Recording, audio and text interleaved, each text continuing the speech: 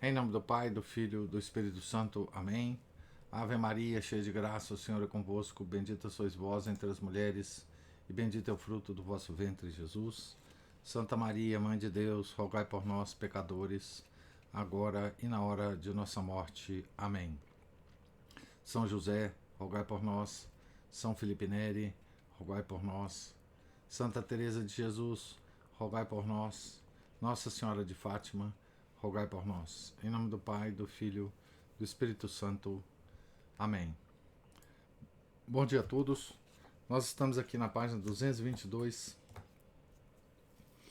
da biografia de Santa Teresa de Jesus, escrita por William Thomas Walsh.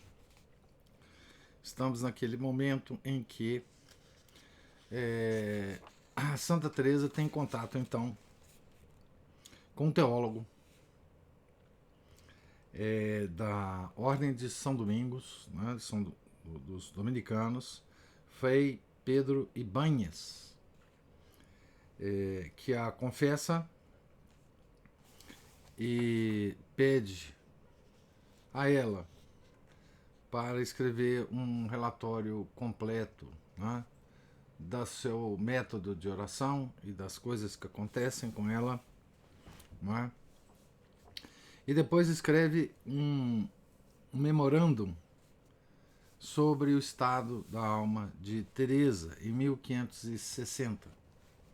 É importante salientar também que a ordem dominicana era a ordem, pela sua firmeza teológica, era a ordem que comandava e sempre comandou a Santa Inquisição, né? Desde a instituição da Santa Inquisição, os dominicanos e em algumas vezes os franciscanos, né, é que foram os comandantes dessa instituição da igreja, né? Exatamente pela firmeza teológica dos dominicanos, né? Então vamos ao memorando, né, que esse padre escreveu sobre Santa Teresa, né? São 33 itens, consta de 33 itens esse relatório, né, do parecer do padre Ibáñez.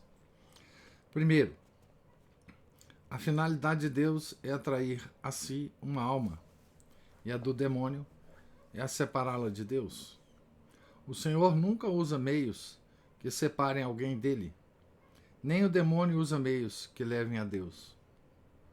Todas as visões e outras coisas que nela se passam a aproximam mais de Deus e a tornam mais humilde, obediente, etc. 2. A doutrina de Santo Tomás, de todos os santos, é que se reconhece o anjo da luz pela paz e quietude que deixa na alma.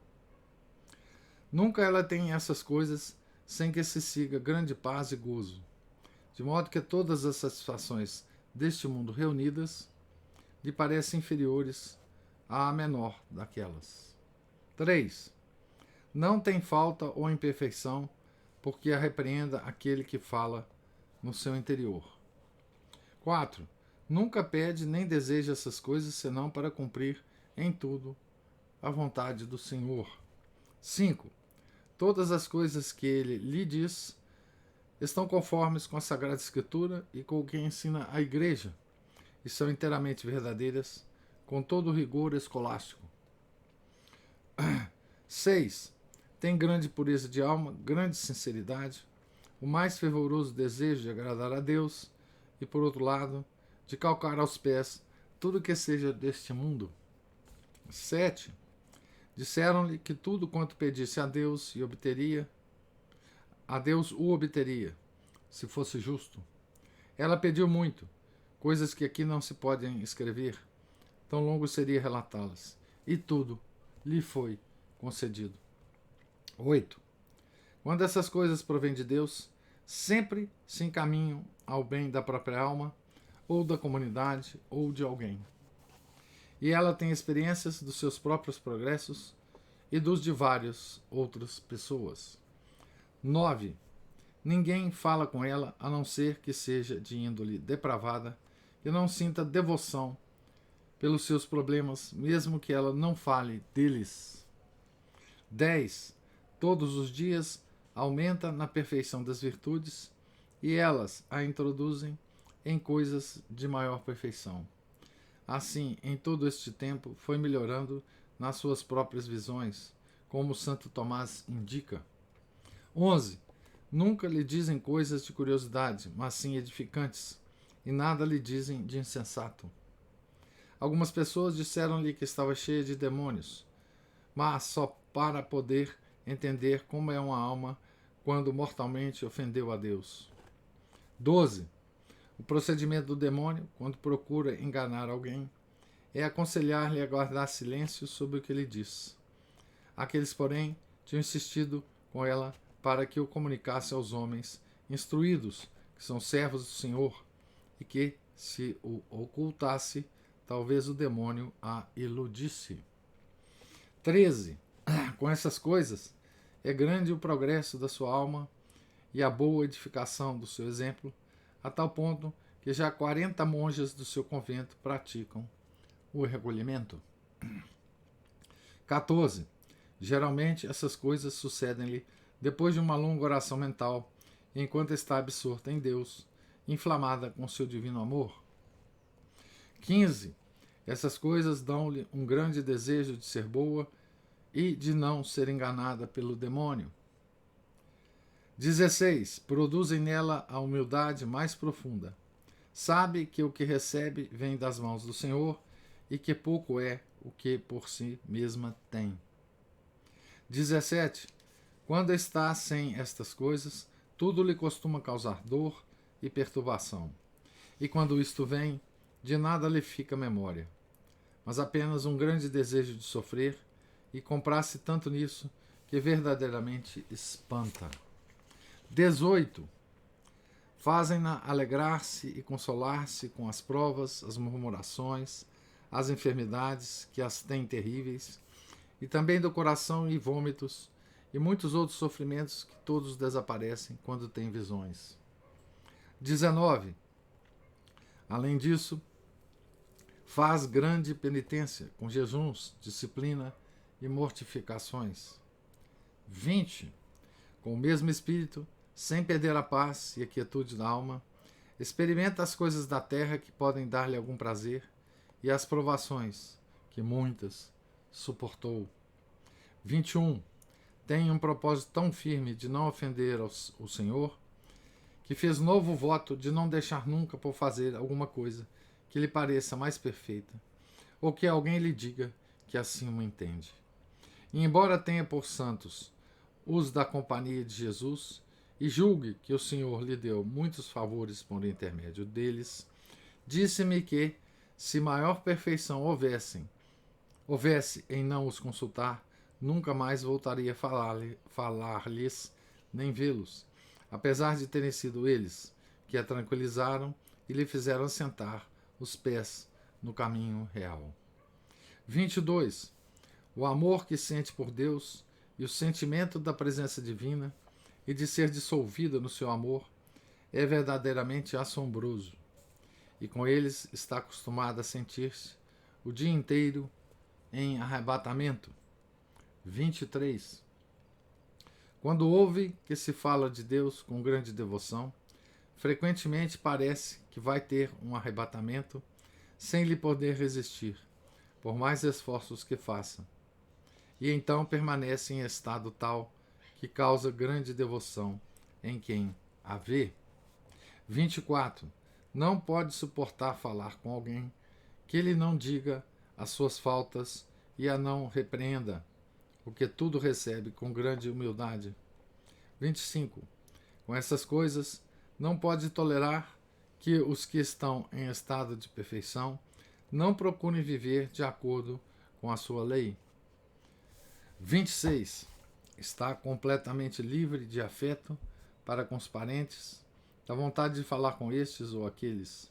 É amiga da solidão, tem grande devoção pelos santos e em alto grau pelas outras festas e mistérios da Igreja.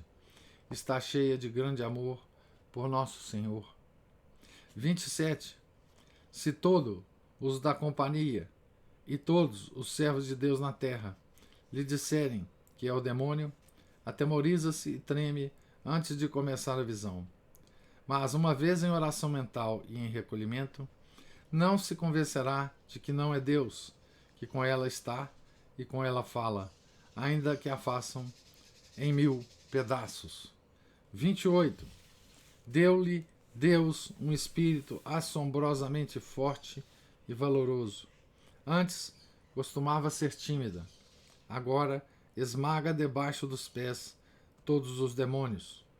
Está muito acima de todas as frivolidades e fúteis loucura das mulheres, completamente liberta de escrúpulos, extremamente honesta. 29.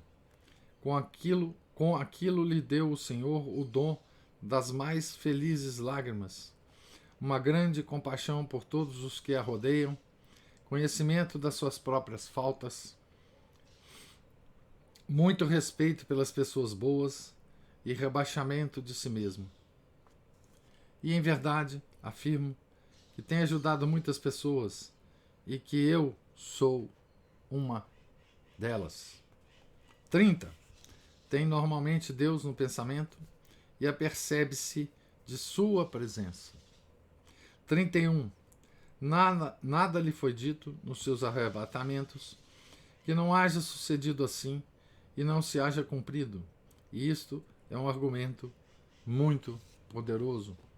32. Estas coisas produzem nela uma admirável clareza de entendimento e uma iluminação nas coisas de Deus. 33. Disseram-lhe que contemplasse as Escrituras e veria como nenhuma alma que desejasse agradar a Deus foi tanto tempo enganada. Então, essa foi o parecer, né, do padre Ibañez, o teólogo dos dominicanos, né, ao analisar então o caso de Teresa, né?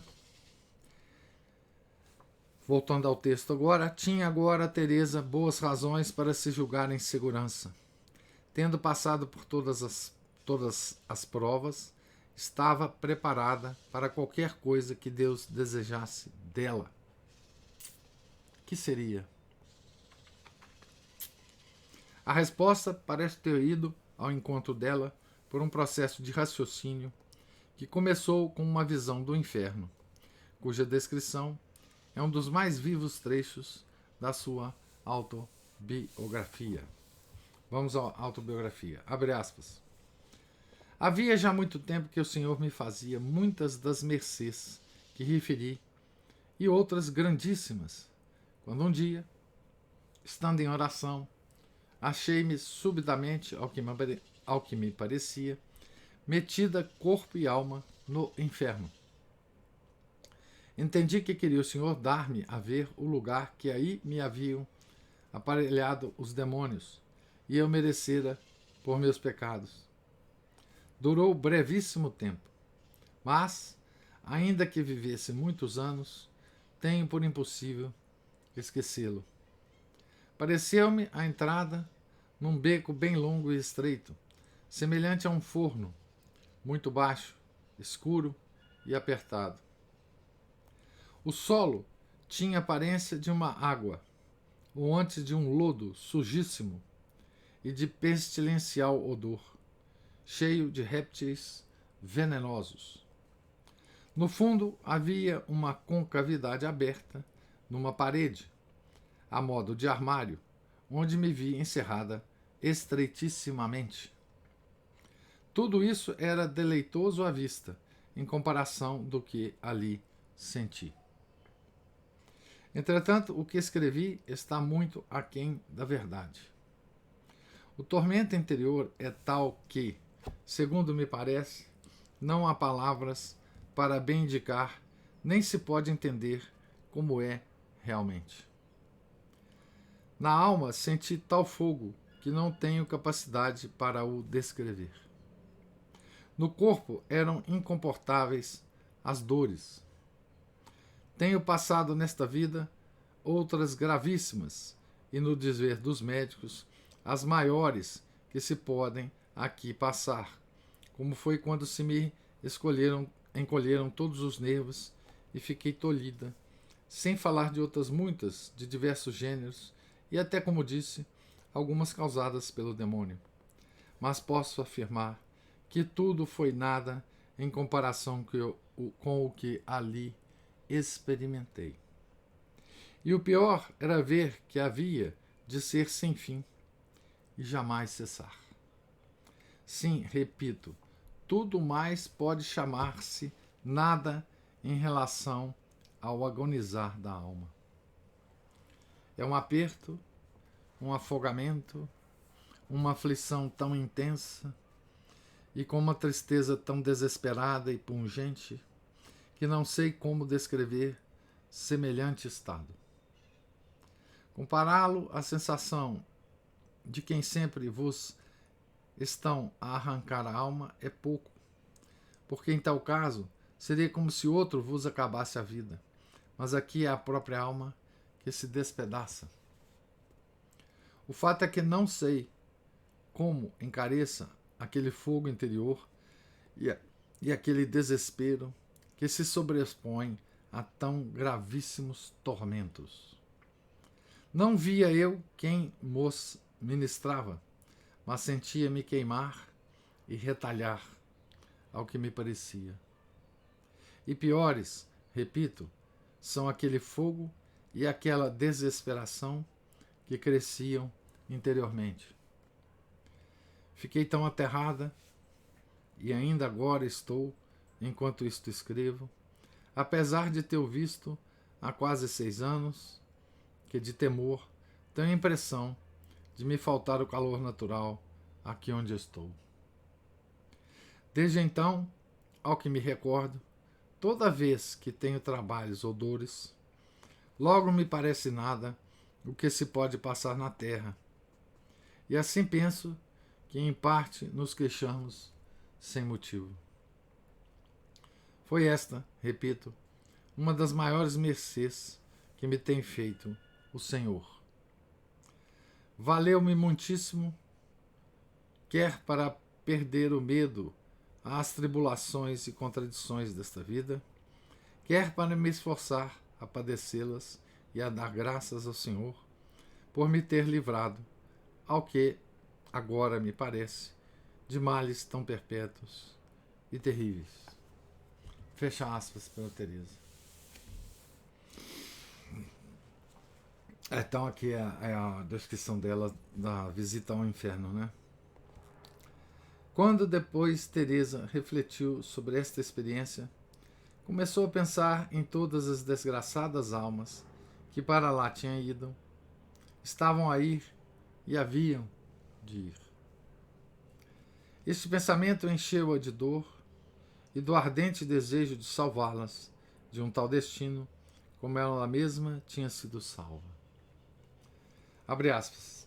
Daí também cobrei, além da grandíssima pena que me dá à vista dos muitos que se condenam, especialmente desses luteranos, que já pelo batismo eram filhos da igreja, os fortes ímpetos de salvar almas, que me fariam, tenho por certo, padecer 1000 mortes de muito boa vontade, para livrar ainda uma só de tão gravíssimos tormentos. Ela lembra aqui dos luteranos, obviamente, está aqui no olho do furacão, né, da revolução que Lutero causou, né? Fecha aspas para Santa Teresa. No coração de uma mulher que tinha visto o inferno, não havia lugar para aquele ódio que alguns dos seus compatriotas tinham concebido para com os infelizes extraviados, que incendiavam igrejas católicas, matavam sacerdotes e profanavam o corpo de Cristo. Qual seria o cristão capaz de ficar indiferente quando os turcos conquistavam Malta e se tomavam senhores do Mediterrâneo? E qual o hispânico que deixaria de se alarmar com a grande conspiração que envolvia na França não apenas a rainha da Inglaterra, mas os luteranos da Alemanha, para se apoderar do poder e instalar um governo calvinista? A chamada conspiração de Amboise foi o início da longa série de 8 guerras dos huguenotes. Dentro de um ano, o solo da França seria regado com o sangue dos pobres, sacerdotes e monjas. E ainda em 1560, Teresa deve ter ouvido falar da anarquia e depravação em que na Alemanha o próprio Lutero viu resultar da sua reforma.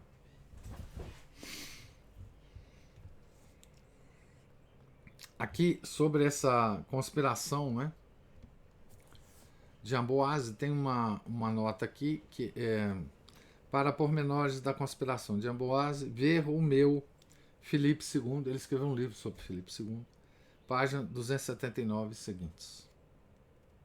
O William Thomas Walsh, né, escreveu então esse livro. No entanto, esta mulher estava tão purificada da humana fraqueza que não experimentou, nem no menor grau, o sádico impulso que faz o pecador sentir prazer quando pode encontrar alguém que lhe pareça pior do que ele e em quem contemple o castigo que a sua consciência mais profunda lhe diz que o seu próprio pecado merece.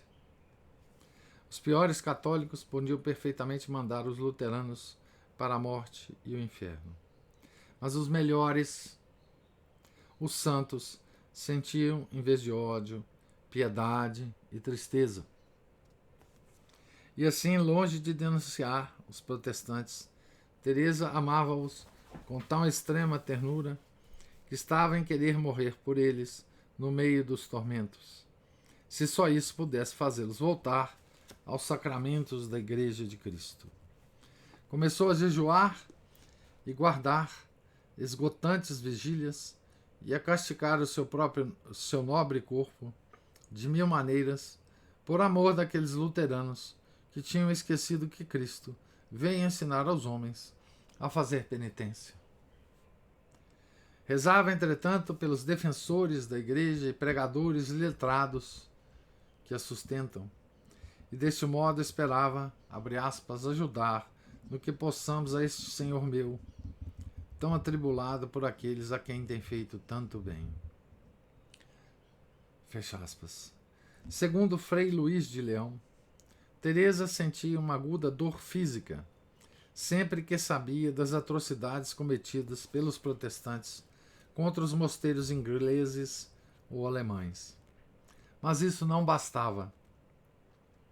Ela devia também chamar sobre si sofrimentos e privações voluntários por aqueles que não queriam, abre aspas, completar a medida dos sofrimentos de Cristo, fecha aspas. Ela tinha de ser perfeita, nada menos que perfeita. Parecia-lhe que, para uma carmelita, a perfeição devia consistir em viver conforme o espírito e a letra dos fundadores da ordem. A primeira regra observada pelos refugiados do Monte Carmelo fora ordenada para contemplativos quase eremitas em grupos suficientemente grandes para a vida comum exigida pela disciplina, mas suficientemente pequenos para a solidão requerida pela oração mental. O número ideal era de 13 a 16.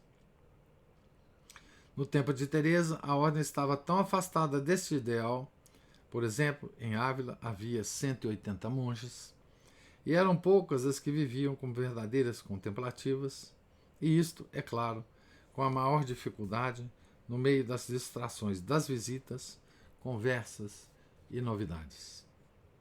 No entanto, é curioso que, sem as visitas e conversas que tanto lhe desagradavam, nunca ela teria sido capaz de dar o primeiro passo em busca do remédio, visto que foi durante uma dessas visitas de conversação que primeiro lhe foi sugerido um plano concreto. Por esse tempo, ela era muito procurada por pessoas religiosas que ensaiavam oração mental e gostavam de falar das coisas de Deus. Ela não toleraria outras coisas, né? E várias de entre elas eram autorizadas a reunir-se frequentemente na sua cela, mesmo à noite. A maior parte delas, segundo Ribeira, eram parentes dela ou da sua amiga, Soror Joana Soares. Contavam-se entre essas pessoas Maria de São Pablo, filha de seu amigo Nicolau Gutierrez, Ana de Los Angeles, monja da Encarnação, Dona Guiomar de Ulloa, duas das suas sobrinhas, Isabel e Inês de Cepeda, e uma moça de 16 anos, Dona Maria de Ocampo. Maria de Ocampo era filha de Diego, primo de Teresa, um dos rapazes que tinham brincado em casa do pai dela, a Casa da Colina, e de Beatriz de la Cruz e Ocampo. Os seus pais viviam em Toledo. Tendo 5 ou 6 anos, estava ela de visita em Puebla de Montalbán, quando aconteceu chegar aí, de regresso de uma peregrinação, a Nossa Senhora de Guadalupe, sua tia Teresa, que, simpatizando com ela, propôs educá-la na Encarnação. O pai da menina recusou. Quando ela completou 17 anos, já ele tinha muitas filhas de segundo matrimônio, e então consentiu. Foi isto em 1559. Imediatamente, Maria decidiu ser freira. Maria de Ocampo, né? Era muito o gênero de moça que Teresa tinha sido numa idade ligeiramente inferior.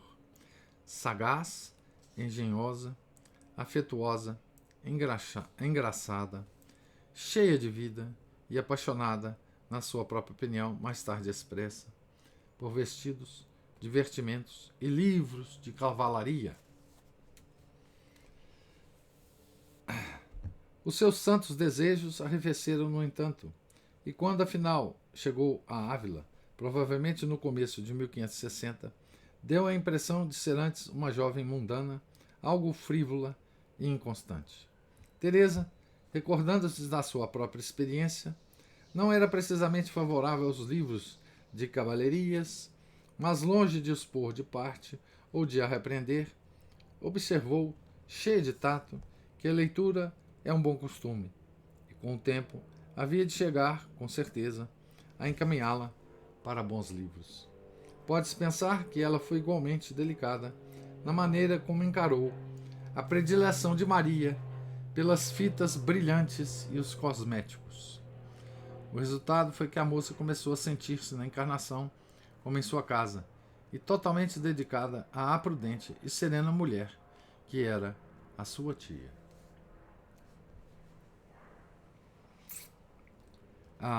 Aqui tem uma nota que diz que essas informações dadas pelo autor, né, isto é essencialmente tirado do relatório de Maria sobre a sua entrada na Encarnação e ao tratamento que recebeu da tia.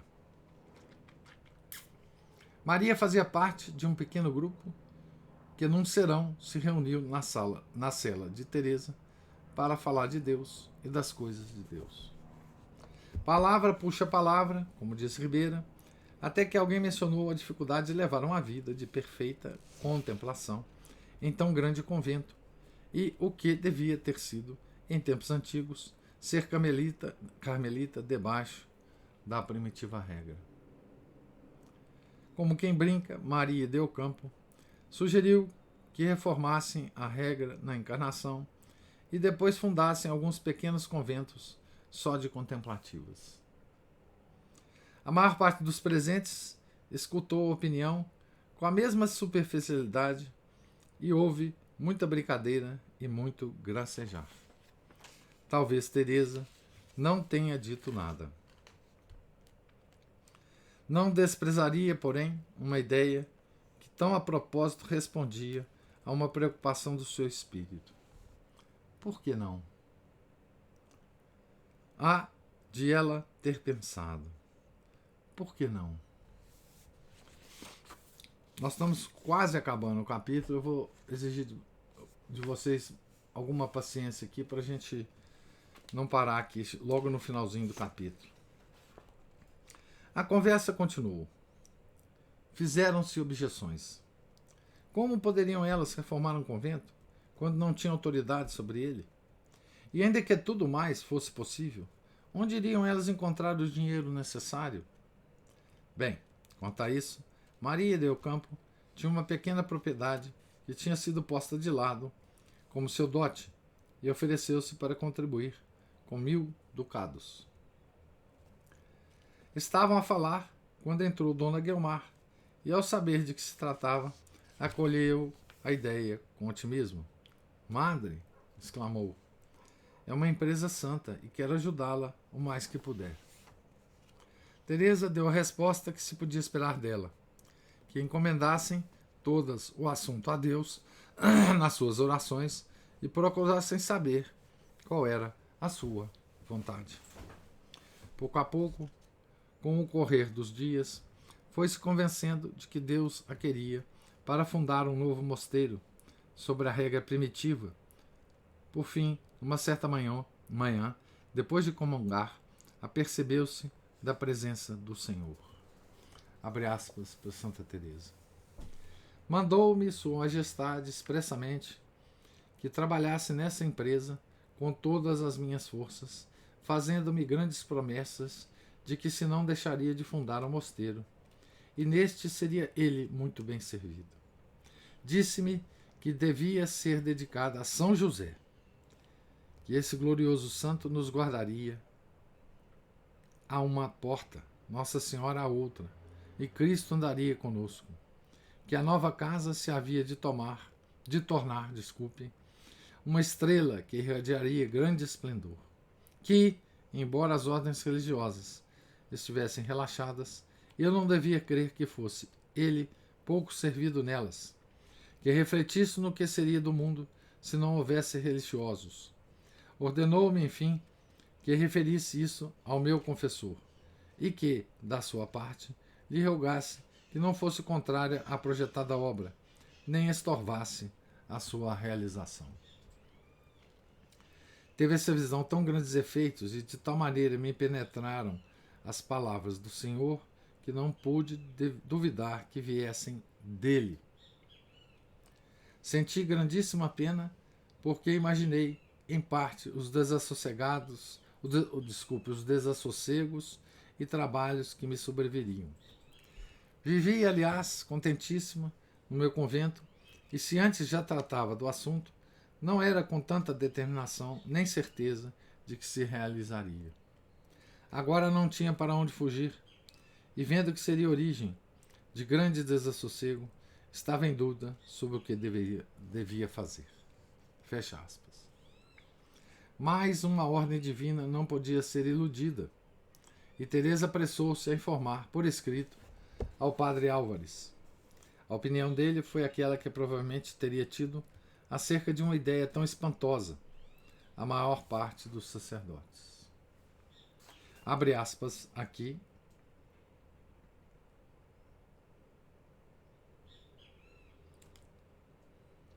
Aqui tem uma citação. Bom, vamos lá. Não ousou ele dizer-me, é de Santa Teresa, né? Não ousou ele dizer-me formalmente que abandonasse o meu intento, mas via que, segundo a razão natural, não era possível, porque a minha companheira, Dona Guiomar, que havia de fazer o mosteiro, dispunha de pouquíssimo, ou melhor, de quase nenhum cabedal. Disse-me que me entendesse com meu prelado e fizesse o que este me ordenasse. Eu não tratava dessas missões com o provincial, de modo que foi aquela senhora que lhe falou, dizendo-lhe que queria fundar um mosteiro. Ele, sempre muito favorável a tudo o que era de religião, concordou plenamente, prometeu-lhe todo o apoio necessário e disse-lhe e tomaria a casa sob a sua jurisdição. Trataram da renda que se havia de ter e da vontade que tínhamos por muitas coisas, de que nunca houvesse mais de 13 religiosas. Antes de começarmos a tratar do assunto, escrevemos ao santo Frei Pedro de Alcântara todo o sucesso. Fecha aspas. Frei Pedro escreveu, como de costume, numa folha de papel muito pequena, quase até as bordas, pondo a santa pobreza acima da etiqueta, que pedia largas margens. Instava ele rigorosamente com ela para que seguisse os passos de Cristo, levando uma vida de oração e desprezando todos os bens terrenos. São Luís Beltrão também enviou uma calorosa recomendação, mas a sua carta levou 3 meses a chegar. Entretanto, como o provincial dera o consentimento, o padre Álvares não viu razão para não dar o seu, e o caminho pareceu desimpedido para a fundação do pequeno convento. O dinheiro de Maria serviria para começar, e Dona Guelmar, embora suas generosas obras de caridade lhe tivesse grandemente reduzido a fortuna, era rica de coragem e de engenho. Uma serena calma, em que havia quase um antegozo de vitória, desceu sobre a monja da Encarnação e o seu dedicado grupo de amigos. Era, porém, a calma que precede as grandes tempestades. Então aqui, enfim, começa uma outra fase na vida de Santa Teresa, né? Que é a fase das fundações, né? E ela já está aqui passada dos 40 anos, né, com todas as experiências espirituais que o William Thomas Walsh nos descreveu, né? E agora ela vai assumir uma outra personalidade, né? A história da vida dela a transformará em fundadora, não de uma nova ordem, mas de uma ordem reformada, né? E vamos seguir aqui a história contada pelo Thomas Walsh nas próximas leituras, tá certo? Então, quando a gente começou a leitura, nós lemos o detalhado relatório, né, que o padre Ibáñez escreveu sobre as coisas que aconteciam com Santa Teresa, né? E esse relatório, digamos assim, termina para Teresa a fase de grande sofrimento da vida dela, né? De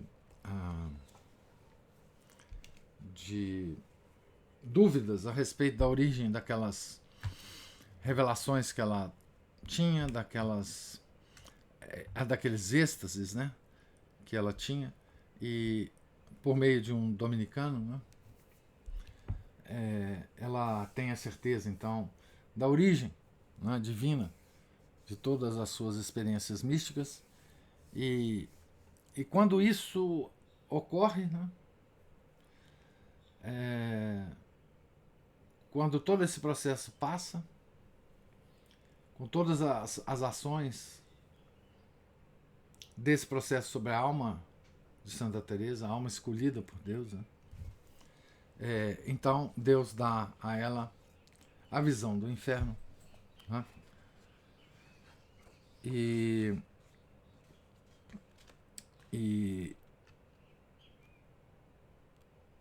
ela liga, obviamente, essa visão do inferno com tudo que estava ocorrendo na igreja naquele tempo, né? Tá certo?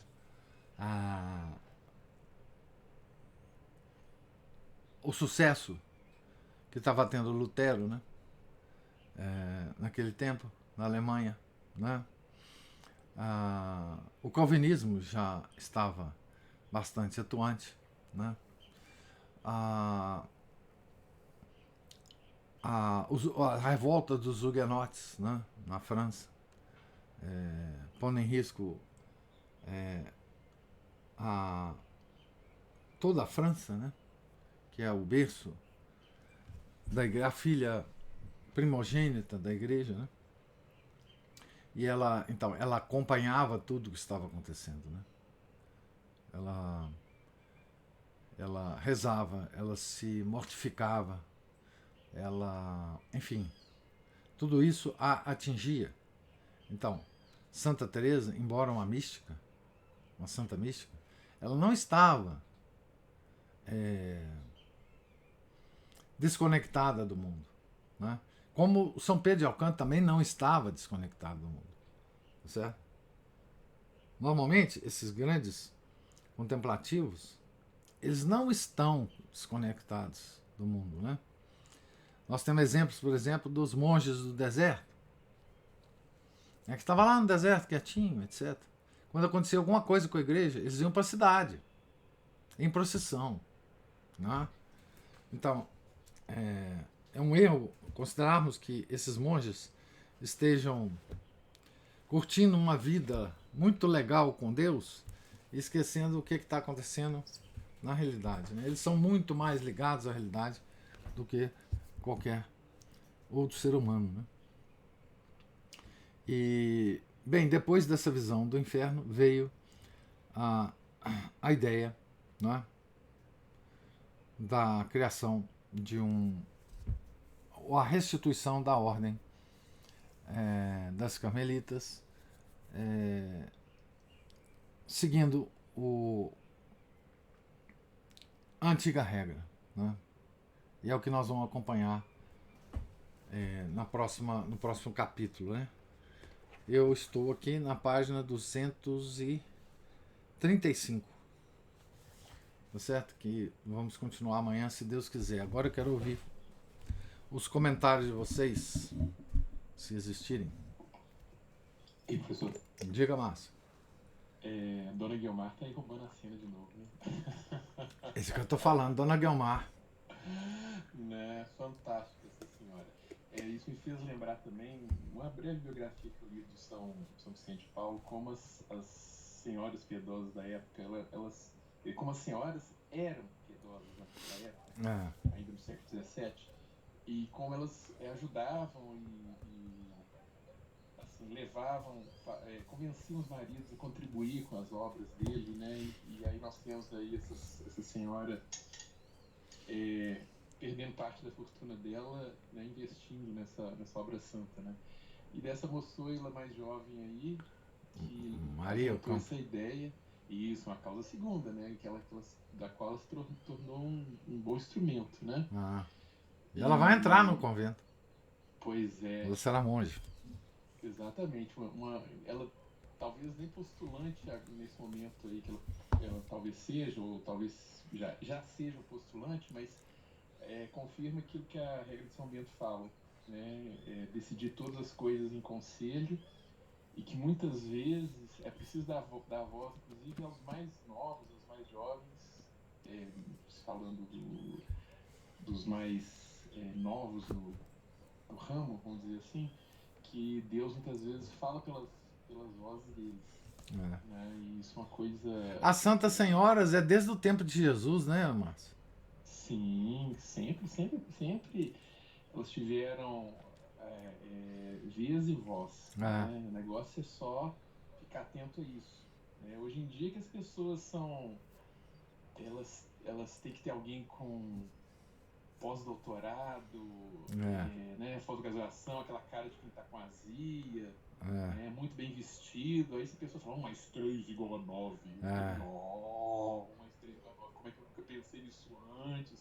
Aí pergunta a pessoa do lado, como é que você sabe? Pelo tom de voz dele, porque ele tá bem vestido de terno. Soma aqui, 1, 3, dá 4, meu filho. A roupa nova do rei tem sempre reedições, né, a cada ano dos nossos tempos. A historinha. Porque se alguém falar que o rei tá nu, geralmente é uma criancinha, né? Algumas pessoas vão até rir, mas os empolados vão se sentir muito ofendidos em sua dignidade. Né? Não é verdade? Mas achei muito interessante, muito interessante isso. Né? E o que o senhor falou também, o místico, o contemplativo, Ele não é um alienado. Muito pelo contrário, ele encara a realidade de frente e sabe separar as coisas, sabe hierarquizar as prioridades e as importâncias. Apenas isso, né? Bom, mas eu acho que tinha mais alguma coisa a dizer, mas eu não anotei. Bom, fica por isso mesmo, professor, obrigado. Pois é, então, os grandes místicos, né?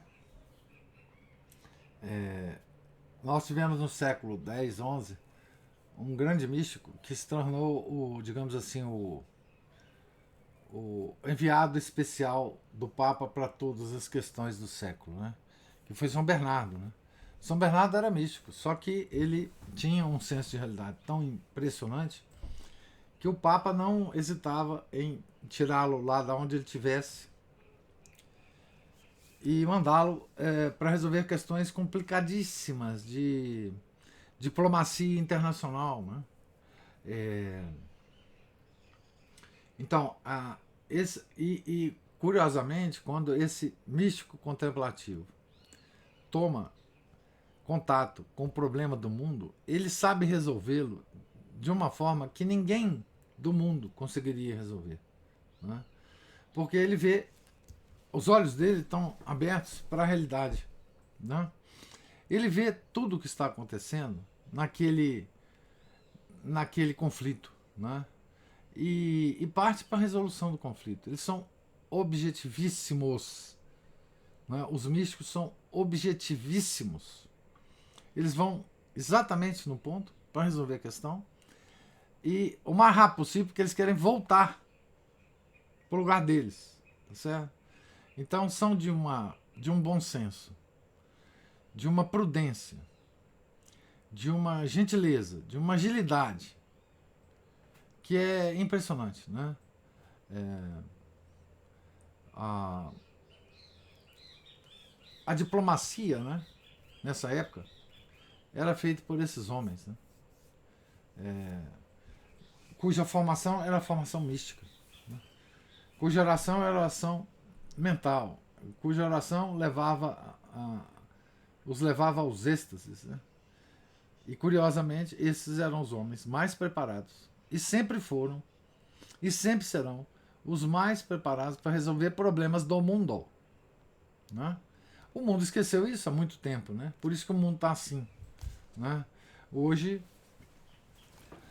você tem, cada país tem o seu conjunto de diplomatas, né, que passam não sei quantos anos em formação, são todos ateus, né? Praticamente todos não entendem nada de nada, portanto não entendem da realidade, né? Porque o contato com Deus, Deus é a realidade última, né? A realidade definitiva, né? Então, se você não tem contato com Deus, você não tem a clareza mental para tratar com os problemas do mundo. Então,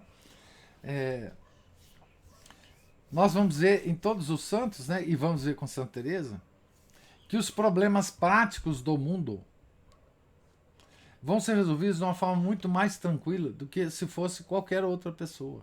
Ah, como conseguir o convento? Como construir o convento? Onde que ele vai ser? Quem que vai apoiar? O bispo vai autorizar? Quem vai ter? E quem vão ser as 13 monjas que vão... Tudo isso vai se resolver com uma tranquilidade enorme, né? Porque o contato com a realidade última torna as coisas do mundo muito mais fáceis de se arranjar. Por quê? Porque a causa primeira, que é a realidade última, move as causas segundas de forma que as coisas aconteçam, né? É simplesmente por isso, não é por outra razão, né? Então, quem tem as almas escolhidas, que tem essa comunicação com a causa primeira, não tem problema com as causas segundas, né? Porque não é Santa Teresa que vai mover as causas segundas, mas é Deus, né?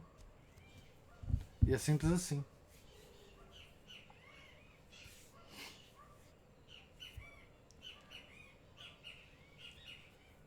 Mais alguma observação?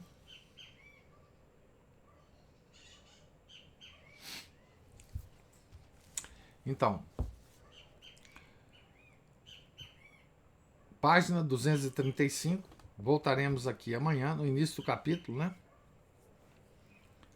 Início da reforma e primeira derrota.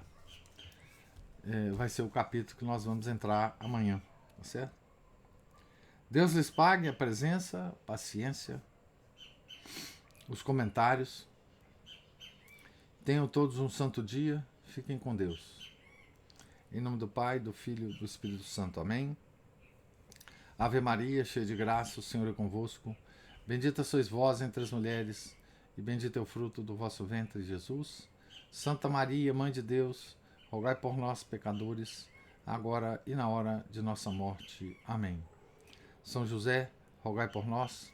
São Felipe Neri, rogai por nós. Santa Teresa de Jesus, rogai por nós. Nossa Senhora de Fátima, rogai por nós. Em nome do Pai, do Filho e do Espírito Santo. Amém.